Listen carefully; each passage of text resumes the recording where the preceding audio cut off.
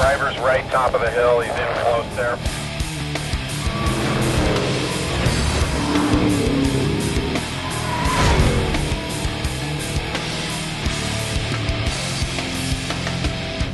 I'm Derek Hill. Welcome to Valvoline's Great American Pony Car Shootout.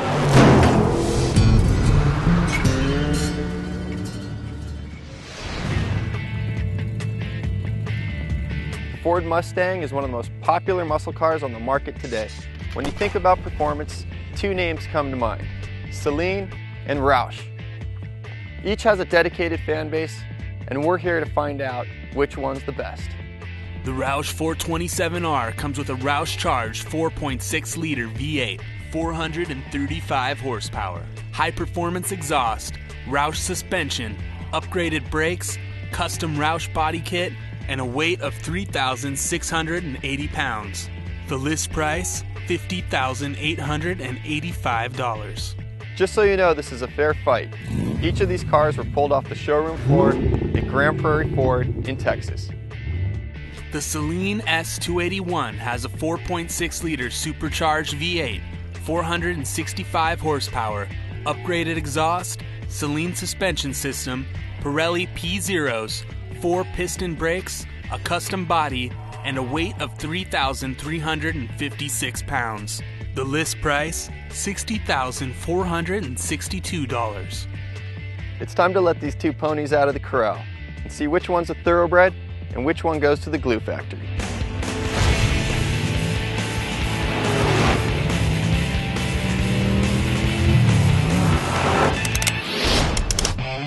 We're going to test the 0 to 100 to 0 on these cars. Using the front straightaway here at Thunder Hill, we're going to test maximum acceleration and maximum braking on these two cars.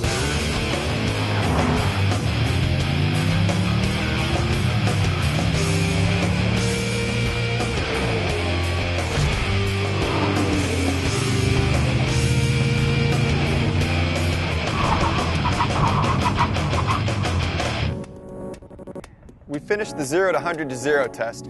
To test the distance between the two, we have a measuring wheel. The 427R bolted from 0 to 60 in 4.5 seconds and hit 100 in 10.3. Braking from 100 to 0 took 4.7 seconds and 332 feet.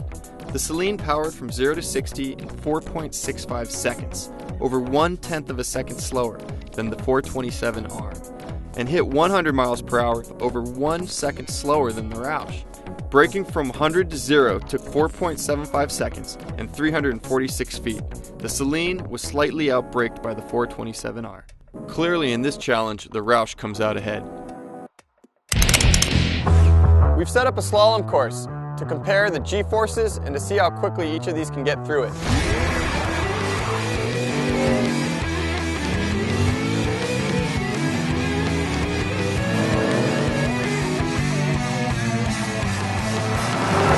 I had a blast driving each of these through the slalom course. Both were very fast, very agile. The ROUSH was like a bucking bronco, jumping out of the gates. A lot of fun to maneuver through the cones.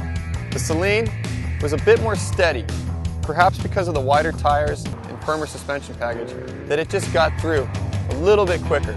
That's why it won this contest by a mere 0.2 of a second.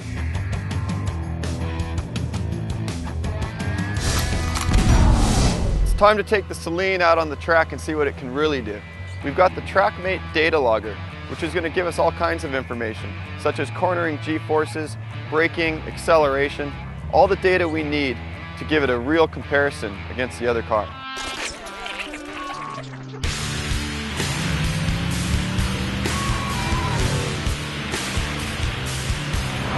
So riding along in the Saleen S281 Supercharged gives you a really good feel for the road. The Saleen's got a good suspension package. The brakes give you plenty of confidence. The gearbox makes it a little bit hard to find where you're at times. You really feel the G's and the acceleration coming out of the corners. I think this is the most elegant looking ride you could expect with a Mustang. Although I do find it's not quite putting the torque down on the road like you'd want. Maybe they've taken away too much of that raw edginess that you want in a car like a Mustang, where you enjoy the brute force of it, where you want to experience the horsepower and hear it and feel it. Sometimes refining that too much maybe just takes away from what you really want out of one of these cars.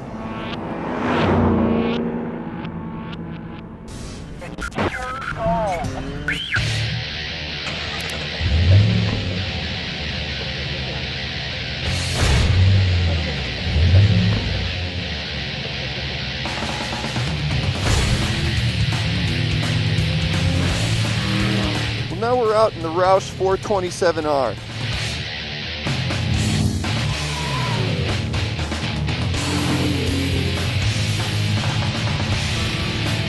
The 427R is just a little more raw, a little more edgy. It's got a great sound. That supercharger just gives you such a nice linear power curve. It's got good road holding, good brakes. It's got some serious power. It maintains the muscle car that this really is.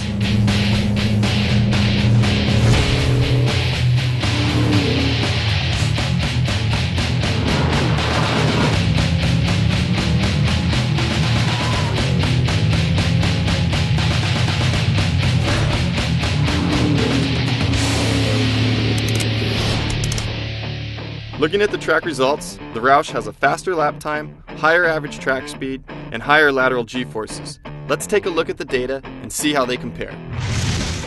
In this tighter section of the track, the ROUSH and the Saleen were very similar in their overall grip and performance, but as the corners start opening up, the ROUSH just starts pulling away. The data shows over the length of the track, the ROUSH is able to consistently open up its gap over the Saleen, not giving it a chance to ever catch up. Well, I had a great time running each of these cars through the paces. We tested them in all kinds of ways. 0 to 100 back to 0 to test acceleration, braking, the slalom to test the agility of the car, and then we got to run them full speed on the track, which I think is the ultimate test. We have the data too to back it up. I think that both cars showed their strengths and weaknesses. In this case, I know which one I'd take home. Yeah!